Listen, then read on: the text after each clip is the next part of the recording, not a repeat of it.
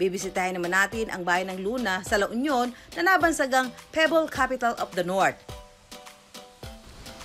Dahil bukod sa malinis nitong beach, ang dalampasigan nito puno ng mga bato na tila ba niliha sa kinis.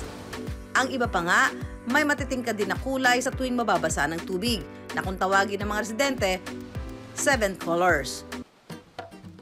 Dahil tila di raw nauubos ang mga bato sa dalampasigan ng Luna. Ito ang siyang pangunahing ikinabubuhay ng mga taga rito. I wonder bakit ba magaganda ang bato ng Luna? Ang ka-wonder nating si Saldi, mahigit 20 taon nang umaasa sa biyaya ng mga bato ng Luna bilang isang sorter o nagbubukod ng makukulay at itim na bato. Almost 15 years na akong nakikinabang dito sa bato. Dati, empleyado ako ng isang exporter. Sa paniniwala niya, ang mga batong ito, biyaya sa kanila ni Apo Bakit. Si Apo Bakit na Makpakan, ang paniniwala namin dito, magmula nung pumunta siya rito. Dahil napadpad lang siya rito, dahil ang alam ko, doon sa Ilocos siya pupunta, pero dito napadpad. Siguro, nakita niya itong shoreline namin na maganda. Kaya ito, yung kinabubuhay namin ngayon ng mga bato. Malaking tulong. Si Apo Bakit na tinutukoy ni Saldi,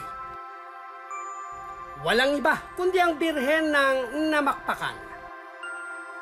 Taong 1871, nang aksidenteng dumaong ang barkong sinasakyan ng 6 na talampakang imahe ng Immaculada Concepcion sa Namakpakan na siyang dating tawag sa bayan ng Luna. Actually, ang image ni Apo Bakit ay image ni Immaculada Concepcion, Our Lady of Immaculate Conception, na dapat pupunta sa Immaculate Conception Minor Seminary ng Vigan. Kaya lang, dahil sa malakas na bagyo, yung galyon na nilalagyan na sinasakyan nito ay napadpad dyan sa lugar natin sa Darigayos or dito sa lugar ng Namakpakan. At nung ready na siyang ibiyahe na dadaan sa kalsada, hindi na siya mailipat ng pwesto. Sinasabing milagroso raw ang birhen ng Namakpakan na ayon sa mga residente, kuminsay gumagala pa raw. Halimbawa, yung pag naglilinis sa kanyang sa lugar ni Mama Mary, marami siyang nakikitang mga yapak na may mga putik, papanhik sa may image niya. Tapos nakikita niya yung laylayan ng damit niya. Maraming doon. Sumabit na mga dahon ng mga halaman galing ng siguro lumaba kasi karamihan sa mga sinasabi niya noon, naririnig daw nila na lumalabas siya paggabi. Pumupunta sa iba't ibang lugar, nagko-convince mga tao para magpabinyag, maraming mga kwento na ganyan noon.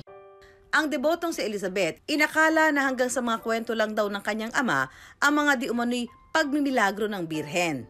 Year 2016, nung na-stroke ang pangalawang anak ko, at doon ko naranasan yung pinakamatinding takot.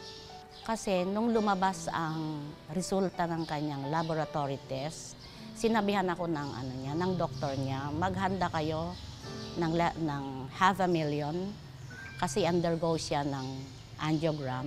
Saan naman ako kukuha ng ganong kalaking halaga? Totoong teacher ako pero hindi naman masyadong malaki ang sahod. Wala akong ibang takbuhan kundi kay Apo Bakit. Tinatawag mo our hope, our comfort, our provider. Ang mahal na birhen, binibihisa ni Merlinda na mahigit 22 taon ng volunteer sa kanilang simbahan. Ang debosyong ipinakikita ni Merlinda, pasasalamat daw niya sa mabuting kalusugan ng kanyang anak. Lahat po ng hiniling ko po sa kanya, binigay po niya para pagpapasalamat sa kanya. Hindi ko po siya pinanganak na may seizure. Nagkaroon lang po siya ng seizure at the age of 7. May lagnat lang siya, ganon. Tapos hanggang pina-check po niya sa neurologist, nalaman po namin na meron siyang mild seizure. Then, nag-maintenance na po siya noon. Nagpapasalamat po ako sa kanya. Dahil pag nakita po niyo siya, wala po siyang sakit pag nakita niyo. Nagagawa po niya yung gusto niyang gawin. Namunga ang pananampalataya ng mga tao.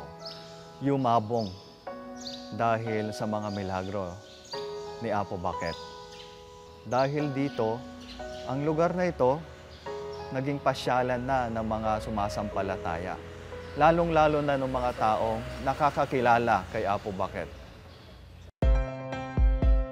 Bukod sa mga kwento ng mapaghimalang birhen ng Namakpakan, mayamang bahagi rin ng kasaysayan ng Luna ang baluarte o watchtower na ito na nagsilbing tanggulan ng mga Espanyol laban sa mga pirata. During the Spanish regime, this is used to guard watch incoming and outgoing ships like galleon, paraw, and other kinds of boat. Especially regard it from pirates. During World War II, it is used by the Josefe and El forces as an airfield communication center or post. Temporary at that because there was an airfield here before.